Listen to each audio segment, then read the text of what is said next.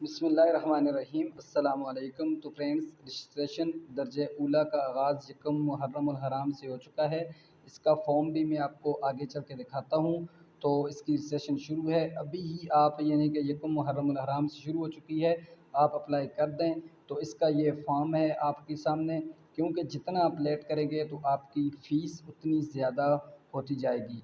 तो आपने तलब इल्म का नाम लिखना है, शनाख्ती कार्ड नंबर लिखना है, पता लिखना है, और इसी तरह तलब इल्म मुतवस्ता का है या मिडल का है, स्कूल या उसने मैट्रिक की हुई है, तो उसकी उम्र जो है कम अज़ कम 13 साल होनी चाहिए। और उसके साथ उसके जो फ़ोटो हैं वो तस्वीर जो है वो 5 अदद होनी चाहिए। तो इसकी जो 30 सफ़र तक सिंगल फ़ीस है वो 200 रुपये है, और अब ये सानी तक फिर 400, और फिर जुमादिल ऊला से ज़िलहज्जा तक 600 रुपये इसकी फ़ीस हो जाएगी। तो ये फ़ार्म आपको वफाकुलमदारिस.org की वेबसाइट से मिल जाएगा।